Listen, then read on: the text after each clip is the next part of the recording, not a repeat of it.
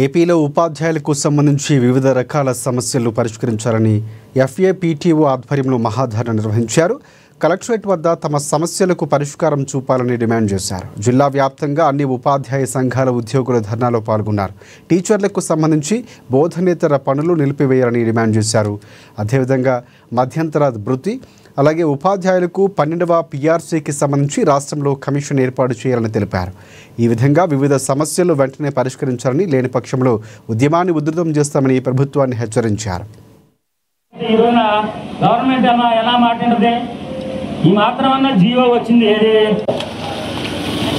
ఈరోజు ఉపాధ్యాయులు పాఠశాలలో చదువు చెప్పుకుంటున్న ఉపాధ్యాయులు రోడ్డు మీద ఈ విధంగా నిరసక తెలియడానికి ప్రధాన కారణం గత ప్రభుత్వం ఉపాధ్యాయ ఉద్యోగులను ఎన్నో ఇబ్బందులు పెట్టిందని, ఆ ప్రభుత్వాన్ని సాగనంపి ఈ ప్రభుత్వం కూటమి ప్రభుత్వాన్ని అత్యధిక మెజార్టీతో ఈ యొక్క ఎంప్లాయీస్ అందరూ కూడా గెలిపించడం జరిగింది. ప్రభుత్వం వచ్చి సంవత్సరాలు దాటిపోతున్నప్పుడు అప్పటికి కూడా ఈ ఉద్యోగ ఉపాధ్యాయుల సమస్యలు పరిష్కరించలేని పరిస్థితులు ఉండటం చాలా దౌర్భాగ్యం. మరి ముఖ్యంగా ఈ రోజు ఉపాధ్యాయులు కోరేది ఏంటంటే పాఠశాలలో చిన్నపిల్లలకి బోధన చేయడానికి అవకాశం కోరుతా ఉన్నాం. ఎప్పుడు కూడా ఇటువంటి ఈ ధర్నా కార్యక్రమం జరగలేదు. ఎందుకు చేద్దానంటే ఉదయం పాఠశాలకు వచ్చిన దగ్గర నుంచి తిరిగి వెళ్లే వరకు అనేక రకమైన బోధనేతర పనులతో యాప్లతో టీచర్ సత్పథమవుతా ఉన్నాడు.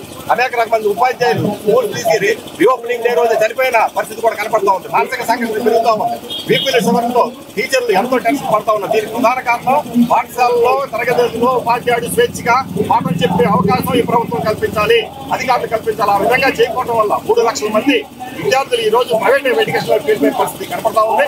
తిరిగి మళ్ళీ ఉపాధ్యాయుల మీదకి నెల తీసుకొచ్చే సిచ్యువేషన్ ఉంది. అనేక సందర్భాల్లో రీఓపెనింగ్ ఉంటే ఉపాధ్యాయులు ఎన్రోల్మెంట్ డ్రైవ్ చేశారు. కానీ పేద విద్యార్థులు చదువు చెప్పే గుర్తుల బాధ్యత ఉపాధ్యాయులకు ఇటువంటి బోధనేతర వల్ల చాలా ఇబ్బంది కనపడుతుంది. ప్రభుత్వం ఆలోచించి ఈ బోధనేతర పనులన్నీ రద్దు చేయాలి. అలాగే తరగతిలో ఉపాధ్యాయుడు స్వేచ్ఛగా పాఠం చెప్పుకునే అవకాశం కల్పించాలని కోరుతా ఉన్నాం. రెండో వైపుగా చూసినట్లయితే ఆర్థిక అంశాలకు సంబంధించినంత వరకు 12వ పీఆర్సీ ప్రకటించలేదు. 3 డిఏలు పెండింగ్ లో ఉండడం జరిగింది. గత పీఆర్సీ ఏరియర్స్ కానీ, డిఏ ఏరియర్స్ కానీ, ఐఆర్ కానీ లేని పరిస్థితి ఉంది. అందుకని దౌర్భాగ్యం. కరెంట్ లీవులు పెట్టి 2022లో కరెంట్ లీవ్ పెడితే